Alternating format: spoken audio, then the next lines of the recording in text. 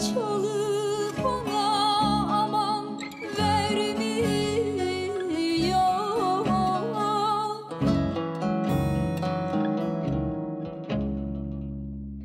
Yürüyorum dikenlerin üstünde, yaralıyam üstünde, yaralıyam üstünde, yaralıyam üstünde.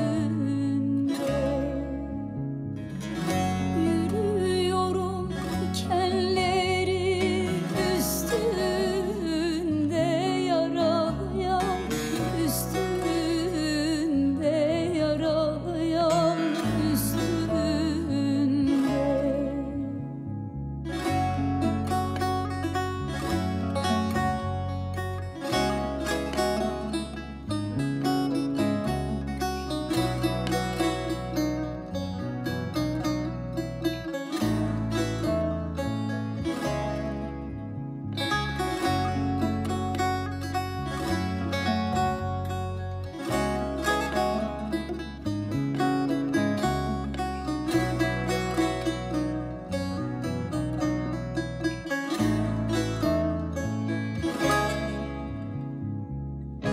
Yavaş yavaş ilerlerken kaplani,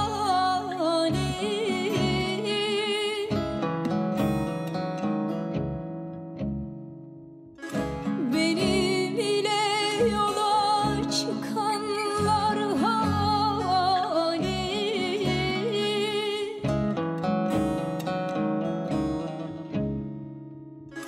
Geri dönsem taşa tutarlar beni.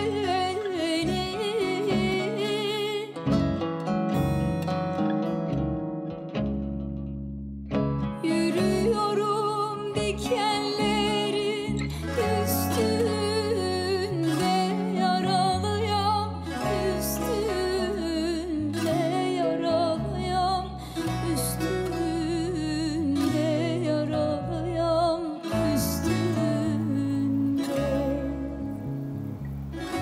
Yürüyorum dikenlerin üstünde, yaralıyam üstünde, yaralıyam üstünde.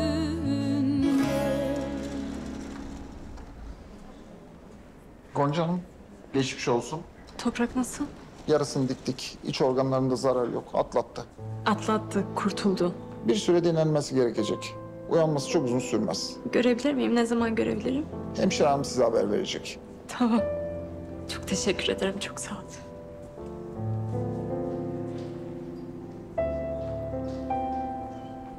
Hadi uyanın, uyanın. Uyanın. Ne oldu? Ameliyat bitti, Toprak iyi.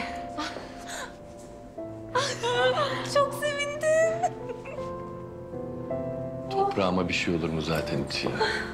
Neyse hadi geçmiş olsun. Ben bir kahve almaya ineceğim. İsteyen var mı? İstemiyorum. Bana al.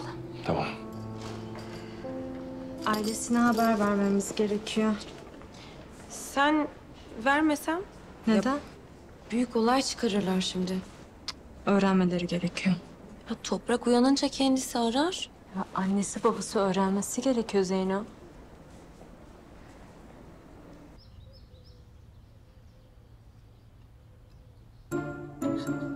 Al bebeğim. Bana mı? Sana tabii. Afiyet olsun. Çok teşekkür ederim aşkım.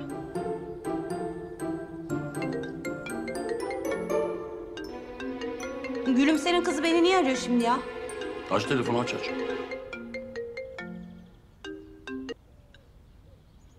Ne var, ne istiyorsun? Canan, ben Gonca, dün gece bir kaza oldu. Dolaştırma lafı da anlat ne diyorsan. Merak etmeyin, Toprak iyi durumda şu anda. Operasyon iyi geçti. Operasyon mu? Ne operasyonu? Ne oldu benim oğluma? Toprak bıçaklandı.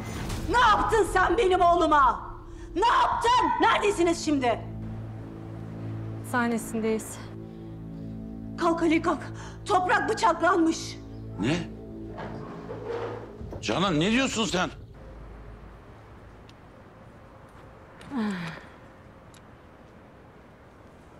Gonca Hanım, Toprak Bey'i görebilirsiniz. Tamam, çok teşekkür ederim.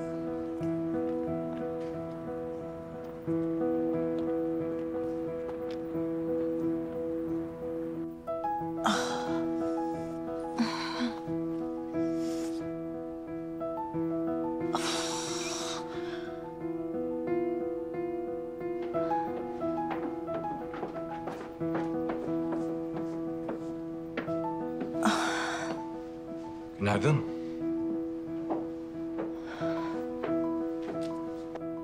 Günaydın. Sizi bırakabilirim. Gerek yok. Bir taksi çağırsanız yeterli. Tamam, nasıl isterseniz. Her şey için teşekkürler Fuat Bey. Rica ederim.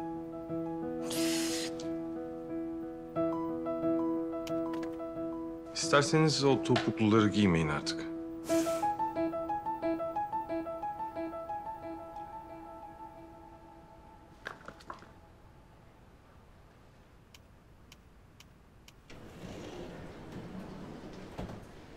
Taksiniz geliyor Ece Hanım.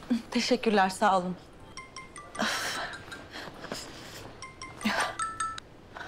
Efendim Canan teyzeciğim. Ece hemen hastanesine gel. Ne? Neden? Bir şey mi oldu? Ya o Gülümser'in kızı oğluma ne yapmışsa Toprak bıçaklanmış. Ne? Nasıl Toprak? İyi mi peki Canan teyze? Bilmiyorum kızım, bilmiyorum, hemen gel. Tamam ben hemen geliyorum. Lütfen siz de benden önce giderseniz haber verin. Oh.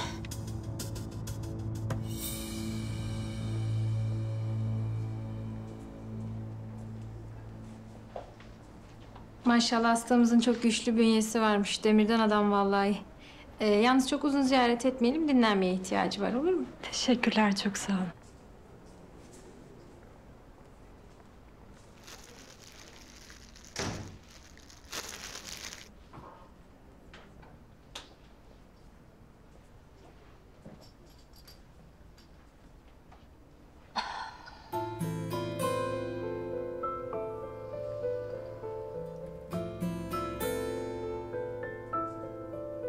Demirden adam. Bir lakabınız daha oldu Sparta kontundan sonra Toprak Bey.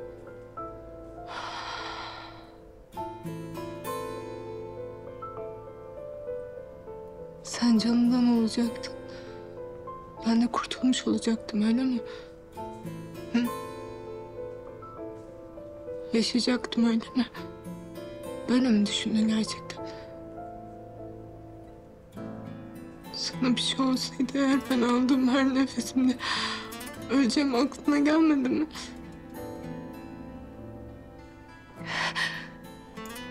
Sen ben diye bir şey yok. Biz biriz.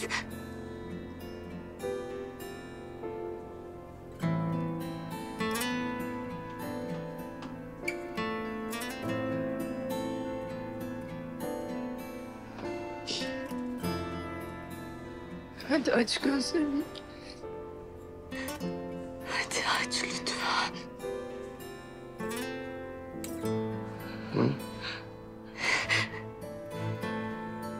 Geçti. Geçti. Her şey geçti. Tamam. Kötülere bir şey olmaz. Senin de söylediğin gibi nihayetinde ben bir atabeyim. Yorma kendini.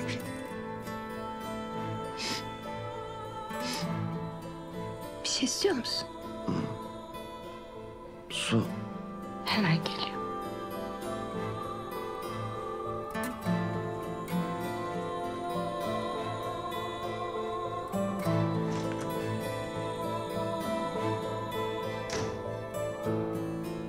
Şimdi gerçekten iyi ama değil mi doktor bey? Endişelenecek hiçbir şey kalmadı.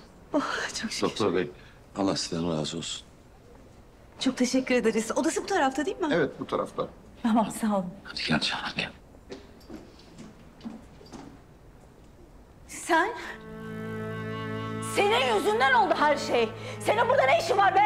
Canan bak hastanedeyiz. Hadi gel önce toprağı görelim biz. Bırak. Bu yılan oğlumuzu bizden koparttı. Bu yılan yüzünden oğlumuz bize düşman oldu. Şimdi de neredeyse bunun yüzünden sonsuza kadar oğlumuzu kaybediyorduk be. Canan, bak Toprak kurtulmuş işte. Doktoru da duydun. Durumu iyiymiş. Ya bırak bunu da Allah'ından bulsun bu da be. Senin yüzünden benim oğlum ölecekti oğlum. Sen hala hangi yüzle hastaneye geliyorsun be?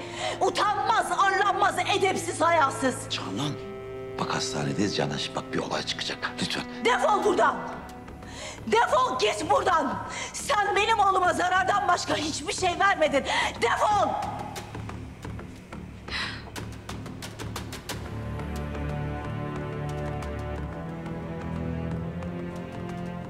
Toprak su istemişti Canan'dan.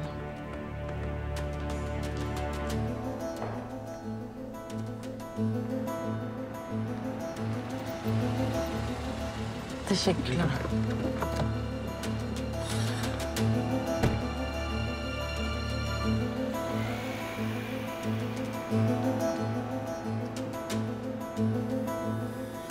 Oo Gonca Hanım.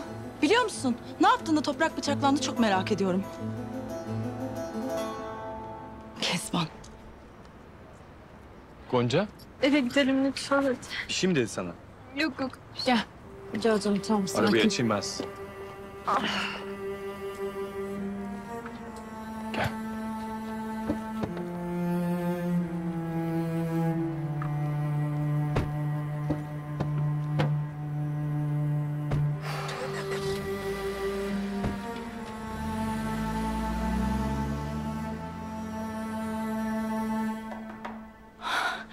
Toprak.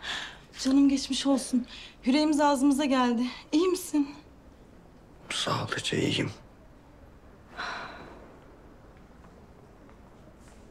Oğlum. Canım oğlum. Anneciğim ama bu kadar sıkmasan, daha yeni çıktım ameliyattan. Yaran mı acıdı? Canın mı acıdı oğlum? Ben gideyim doktor çağırayım mı? Hayır. İyiyim ya ben. Bir şeyim yok. Bir şeyim yok. Ama var ya, ben sana bunu yapanları bulacağım. Kendi ellerimle teker teker ümüklerini sıkacağım. Canancığım böyle ani hareketlerle gelme çocuğu ya. Hadi. Gonca nerede? Su almaya gitmişti bana. Ben girerken çıkıyordu. Önemli bir işi çıkmış sanırım. Arda'yla çıktım. Cehenneme kadar yolu var. Anne. Toprak oğlum sen iyi ol da. Annen de biliyorsun işte böyle üzüntüsünden böyle konuşuyor. Öyle değil mi Canan? Ha? Yoksa bizim Gonca diye bir derdimiz mi var? Ha? Yok tabii canım, yok. Hem zaten benim oğluşum ayrıldı o kızdan değil mi oğlum? Değil mi canım oğlum benim? Toprak. Hepsi geçecek canım. Hepsi.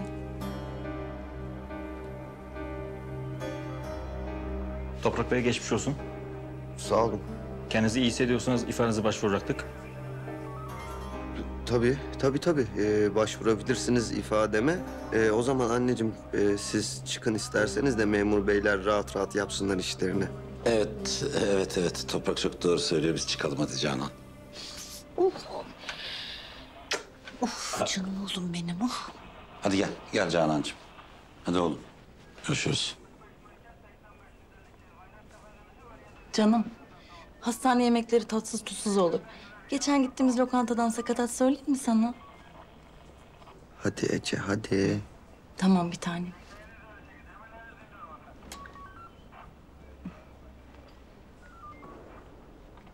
Kolay gelsin.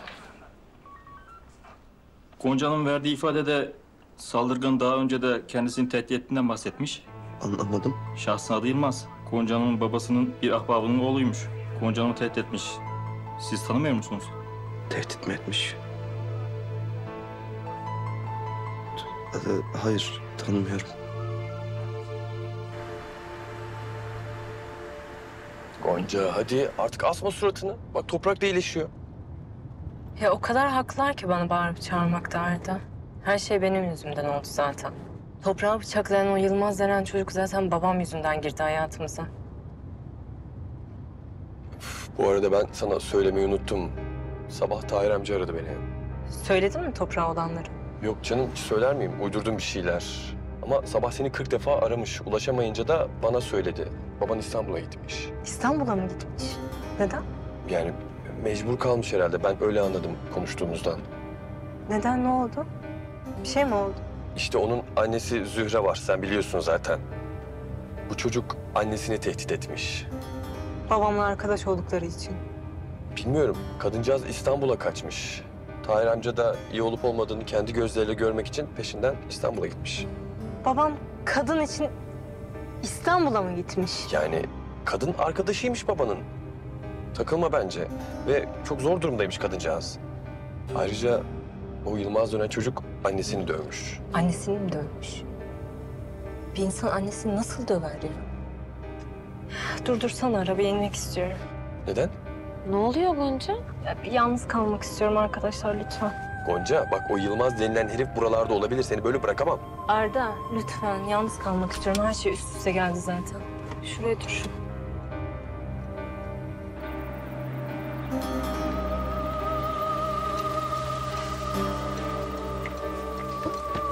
Hadi görüşürüz.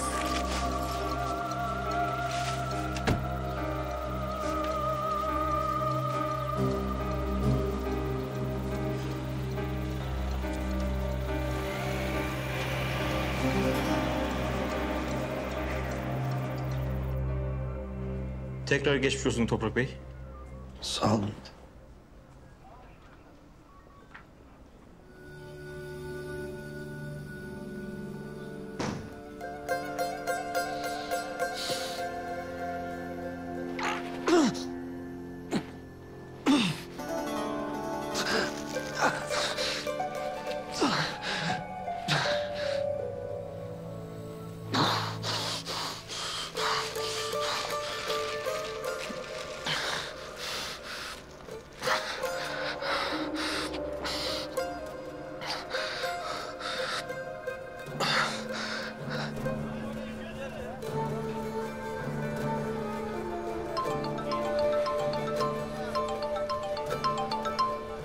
Alo toprağım. Ali neredesin? Ya pazardayım. Işık saçan yüce kadının bir takım siparişler vermişti çocuk çalışmaları kapsamında. İşte bamya, kereviz, pancar. Bunlar folik asit içeriyormuş. Ali acilen çabuk. Hastanesine gel. Ne oldu? Toprağım ne hastanesi? Ali ben sana gelince her şeyi anlatacağım. Ama ne olur çabuk gel. Benim bu hastaneden çıkmam lazım. Gonca tehlikede. Tamam ben elimdekileri eve bırakıp hemen geliyorum toprağım hemen. Tamam.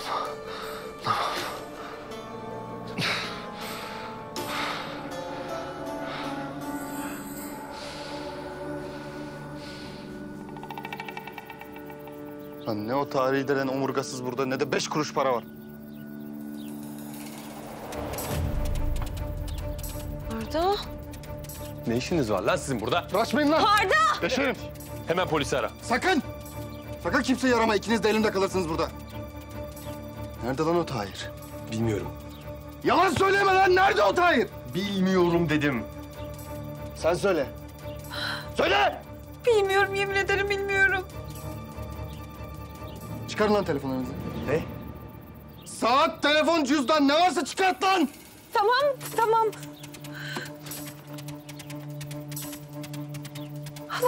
Lan çıkart! Arda çıkart! Çıkart hadi.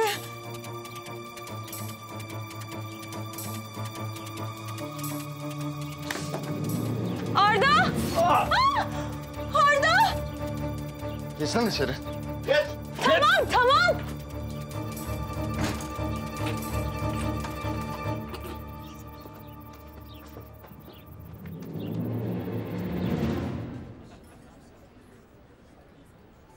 Polisler gitmiştir artık ya. Gidelim mi biz de toprağın yanına? Bebişim biraz daha bekleyelim ya. Tamam aşkım. Ay Allah bozmasın Canan teyzeciğim.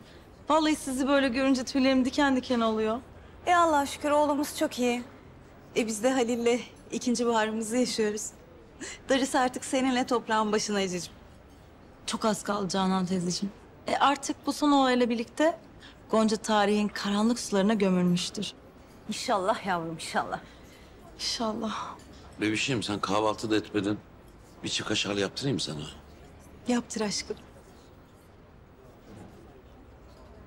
Ay maşallah size. Maşallah.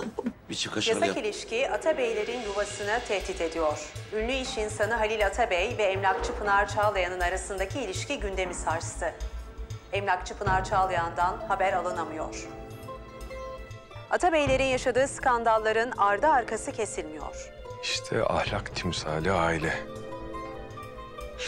İşte Gülümser ablamın arkasından namus bekçiliği yapan Atabeyler. Muhabirlerimiz ne Halil Atabey'e ne de Pınar Çağlayan'a ulaşamıyor. Canan Atabey'den de bir yanıt alamıyoruz. Aşk üçgeni bütün şehri sallıyor. Skandal haber Atabey ailesinin itibarını yerle bir etti. Kapatsanıza şunu be!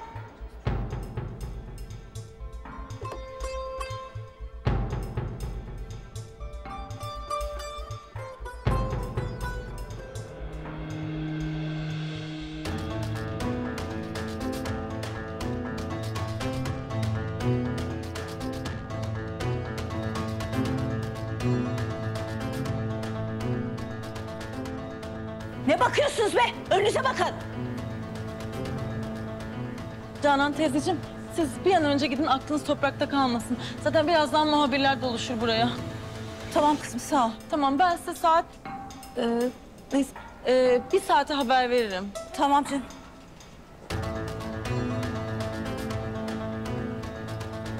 Saatim...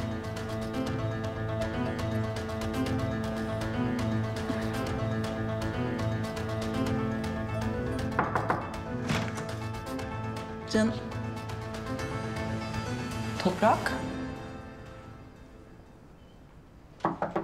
Toprak, canım. Toprak. Toprak.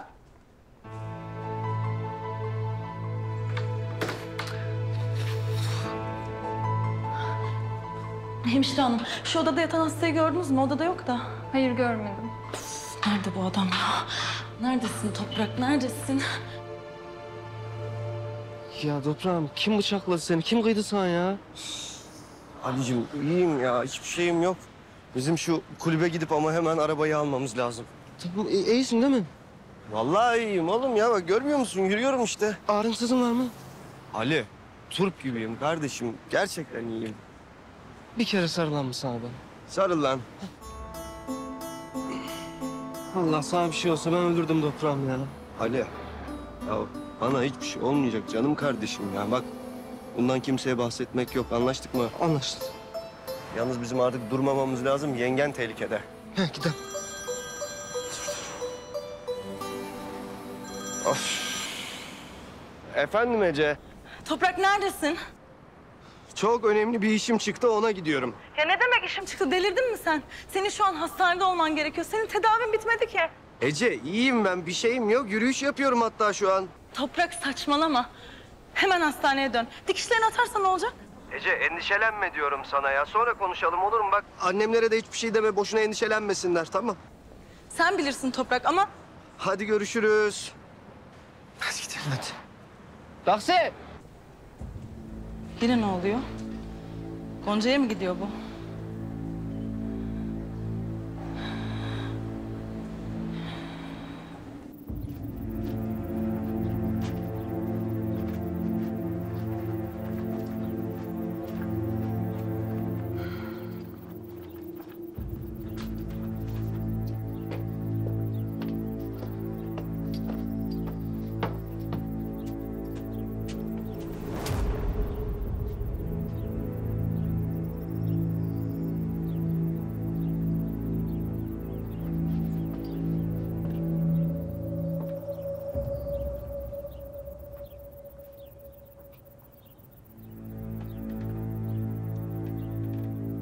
Baba.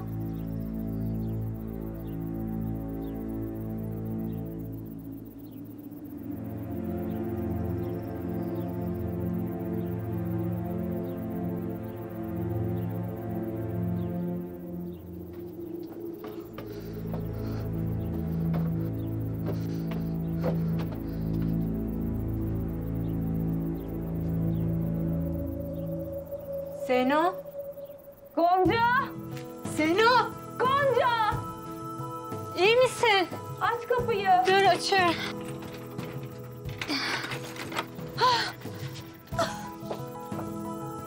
O manyak buraya gelmiş, evin altını üstüne getirmiş. Tahir nerede dedi.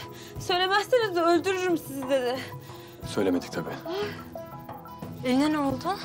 Boş ver, boş ver. Sen ara ihbarda bulun. Herif bizim telefonlarımızı gasp etti.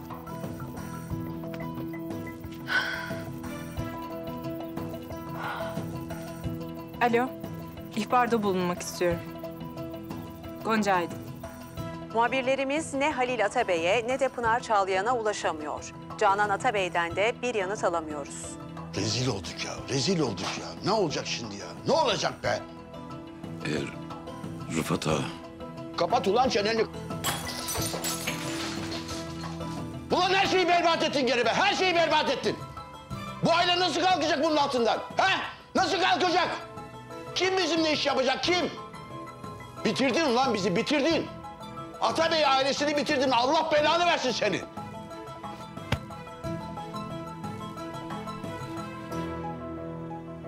Aşk üçgeni bütün şehri sallıyor. Skandal haber Atabey ailesinin itibarını yerle bir etti.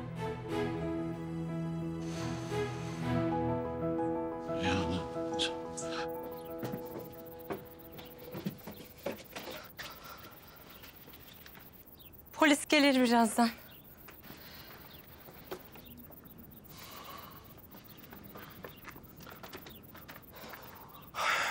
Toprak, Gonca, iyi misin? senin ne işin var burada? Bunun hastanede olması gerekmiyor muydu? Ben kaçırdım yenge. Yılmaz buraya geldi, bir şey mi yaptı? Bak, bu benim meselem, tamam mı? Karışma lütfen. Polisi de çağırdım zaten şimdi. Arda da yanımda, sana gerek yok. Benimle geliyorsun. Nereye geliyor Toprak? Nereye götürüyorsun? Abi burada güvende değil. O adamın bir daha buraya gelip gelmeyeceğine malum. Bak seni de yaralamış işte. Gonca hadi benimle geliyorsun. Ya hayır, ameliyattan daha yeni çıktın zaten. Senin hastanede olman gerekiyor. Toprak lütfen Allah aşkına yapma. Ya alt tarafı 3-5 dikiş attılar. Bir şey yok hadi. Merak etme yenge, ben de yanınızdayım artık. Toprak, sen iyileşmene bak. Bak Gonca burada benimle güvende. Bak, o Yılmaz'ın derdi benimle değil zaten. Babamla. Babam da burada olmadığına göre zaten bence buraya gelmez artık, tamam mı? Polisi de çağırdım zaten. Gelmiyor musun yani şimdi? Gelmiyorum. Ali gir yengenin koluna. Hemen. Toprak, Hadi. daha Ya. yaran açık, iyileşmedi. Bu halde nasıl koruyacaksın Gonca'yı? Ya doğru söylüyor ya. Bıraksana kolumu lütfen. Gonca, bir kere lafımı dinle. Benimle gel. Abi, bak sen de Zeynep'in halini görüyorsun, perişan halde. Ne olursun burada kal, birbirinize göz kulak olun. Tamam. Gonca, yalvarıyorum sana. Sözümü dinle, benle gel. Seni benden iyi kimse koruyamaz lütfen. Hadi. Hı?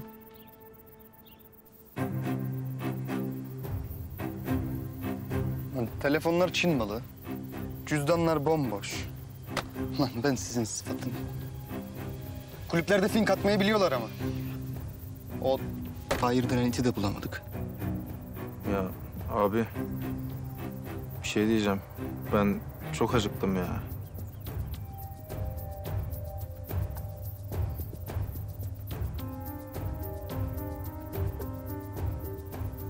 Al şu telefonları. Sat, git peynir ekmek bir şeyler al. Eyvallah.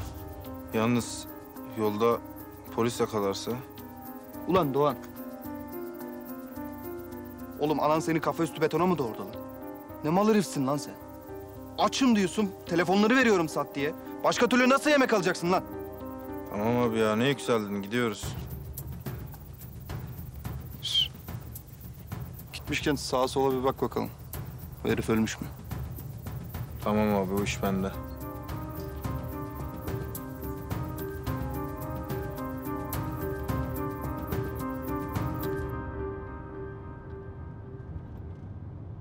Sen deli misin?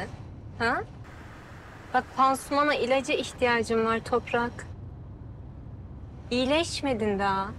Bak dinlemiyorsun beni. Hala istediğini yapıyorsun ya. Ya ben sana söylemedim mi? Biz Atabeyler etten kemikten değil demirden yapılmayız. Mesela bize araba çarpsa bize bir şey olmaz ama kaporta yamulur. Al sana Atabey. Allah aşkına ne şakası yapıyorsun? Ha? Ben kendimi koruyabilirim tamam mı? Polise de giderim. Onlar bana bir koruma verirler. Sen benim işime karışma. Lütfen. Ben hallederim. O adam yakalanana kadar benimlesin. Sonra istemezsen bir daha görmezsin. Herkes yoluna gider. Evet yenge. Herkes kendi yoluna gider. Ali bundan sonrası bende. Anlamadım. Sen hadi in artık evine git. Yani Nurbanu beklemesin daha fazla. Meraktadır şimdi o da. Yo ben senin bu yaralı haline yalnız bırakmam. Yok. Ya oğlum ben iyiyim işte. Türk gibiyim. Allah Allah. Sen beni merak etme. Ayrıca eğer bir şey olursa zaten ilk seni ararım ben. Ali bak iner inmez hemen polisi, ambulansı arıyorsun. Bu deli beni nereye götürüyorsa oraya gelsinler, tamam mı? Seni nereye götürdüğümü hiç kimse bilmiyor Goncacığım, merak etme. O zaman ben iniyorum ama bak kulağım telefonda bir şey olsa haber et, olur mu? Canım kardeşim, için rahat olsun, hiç merak etme. Tamam. Kendine de yengeme de mukayyet. Ali.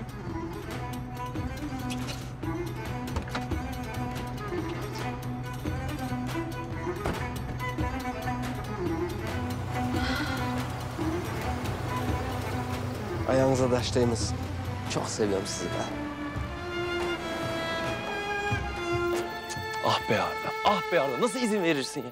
Adam bildiğin yaralı. Gitmesine izin verdim onunla beraber. Arda nereye? Zeynep içeri gir, kapıyı kilitle. Ben Gonca'yı alıp geliyorum. Ya Gonca'yı biraz olsun düşünüyorsan eğer hiçbir şey yapmazsın. Ha, Toprak onu koruma kuruluna canını bile vermeye hazır. Hem bu tüm kainatta onu koruyabilecek tek insan Toprak. Hem Toprak bırakmıyor işte, onu bırakmadı. Kim kimi bırakmıyormuş ya? Bırakmamak ne demek? Ya Toprak Gonca'yı korumak için kendini ölüme attı. Sen daha iyi koruyabileceğini mi sanıyorsun? Ne demek istiyorsun sen be? Saçmalama. Ben ne olacağım peki? Zeynep, içeri gir, kapıyı kilitle.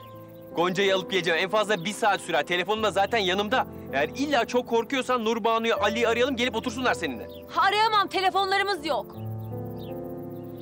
Ya bir daha gelirlerse? Ya hırpalamakla kalmazlarsa, bana bir şey yaparlarsa? Yalnız kalamam Arda, ben gerçekten çok korkuyorum. Ne olur gitme. Tamam.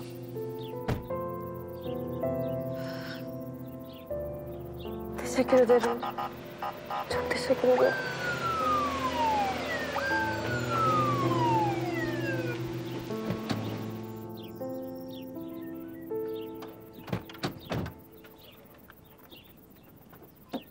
İyi günler. İyi günler. Gonca Aydın'ın evi burası mı? Evet, burası. İhbarda bulunmuştu da kendisi. Evet, gasp ve hırsızlık. Eve girip cüzdanlarımızı ve telefonlarımızı aldılar. Haneye tecavüze de girer. Adam yaralama da var. Aynı şahıs dün gece Toprak Atabey'i bıçakladı. Zaten biz hastane polisine de gerekli ifadeyi verdik. İçeriye bakabilir miyiz? Tabii tabii, buyurun lütfen.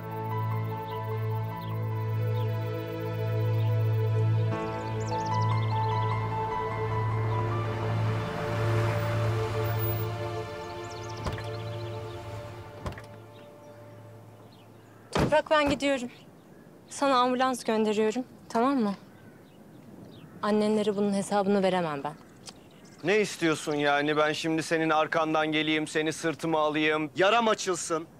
İstediğin bu mu? Hı? Ya hayatını senin için hiç düşünmeden feda etmiş birini sen şimdi burada tek başına mı bırakacaksın? Peki, o zaman şöyle yapalım. Gel, arabaya bin, hastaneye götüreyim seni. Hadi gel, gel. Ne yapacağız burada ikimiz zaten yani? İnadım inat diyorsun yani, öyle mi? Evet, ben de eve giderim oradan. Ne yapıyorsun ya? Toprak yapma, bırak. Bırak. Bıraksana Toprak, bırak. Kalıyor musun? Ya hayır, kalmıyorum. İndir, yanına bir şey olacak. İyi, İndir. o zaman böyle iyiyiz. Tamam, kalıyorum. Kalıyor musun? Evet. İyi. Ah. İyi misin? Hı-hı. Acıyor mu? Toprak acıyor mu? Acımıyor. Acımıyor. İyiyim ben. İyiyim. Saçım başım dağılmış. İyiyim. İyiyim. Bak bana bak. 2 gün kalacaksın burada zaten maksimum. Sonra polisler zaten o adamı yakalayacaklar. Ondan sonra da istersen çeker gidersin. Tamam? Tamam. Hadi içeri geçelim.